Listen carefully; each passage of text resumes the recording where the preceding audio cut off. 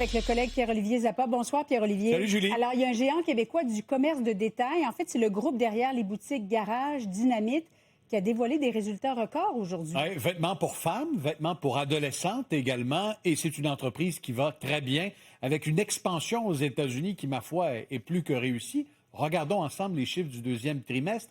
Les ventes ont explosé. Elles sont en hausse de plus de 30 %. Même chose pour les profits. Le bénéfice de la chaîne Dynamite Garage est en hausse. On est à 64 millions de bénéfices pour le dernier trimestre, en hausse de 58 % sur un an. Si vous n'êtes pas familier avec ces magasins-là, on va regarder des images. Ce sont des boutiques pour femmes, adolescentes. On y vend des camisoles, des pantalons, des crop tops, par exemple. On a vu le réseau de boutiques en pleine expansion depuis quelques années. Une centaine de magasins aux États-Unis, quelques centaines au Canada. Et ce qui est d'autant plus surprenant dans ces résultats financiers encourageants, c'est que l'entreprise fait face à de nombreux vents contraires. Si on les énumère, pensons aux tarifs de Donald Trump aux États-Unis, qui pèsent lourd sur la profitabilité de plusieurs joueurs dans le commerce de détail.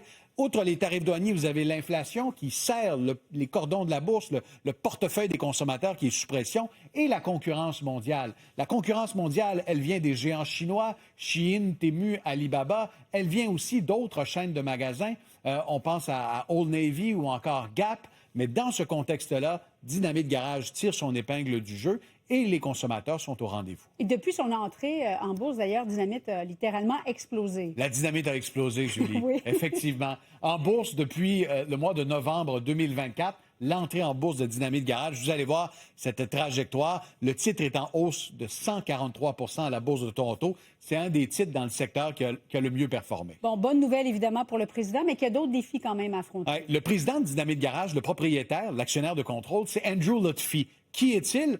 C'est lui qui est derrière la chaîne Dynamite Garage, mais il est aussi derrière le Royal Mount, le fameux centre d'achat qui a été inauguré il y a un an et où le défi de l'achalandage, il est énorme. Alors peut-être s'inspirera-t-il de la stratégie de Dynamite Garage pour attirer de la clientèle dans ce centre commercial de luxe. Il est aussi derrière le 1030, donc c'est Carbon Leo, sa compagnie immobilière qui est derrière le 1030. Et là encore, il y a de gros défis sur la rive sud de Montréal. Il y a de gros travaux de rénovation et de mise à jour qui sont en place là-bas. Mais pas aussi riche que l'entrepreneur dont tu vas nous parler à l'instant, qui a fait beaucoup d'argent aujourd'hui. On peut devenir riche avec des vêtements et de la guenille comme Andrew Lutfi. On peut le devenir également en informatique.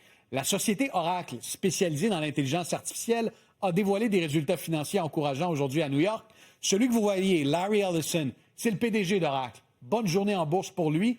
Sa fortune a grimpé de 107 milliards de dollars. Alors, vous imaginez, il est sorti du bureau à 16 heures aujourd'hui et il s'est dit, tiens, avec ce que j'ai gagné aujourd'hui, je peux m'acheter 25 ponts Champlain. Je doute qu'il le fasse. Mais plus riche qu'Elon Musk. Plus riche qu'Elon Musk, Larry Ellison est l'homme ce soir le plus riche au monde. Incroyable. Merci beaucoup, Pierre-Olivier. Il n'y a pas de quoi.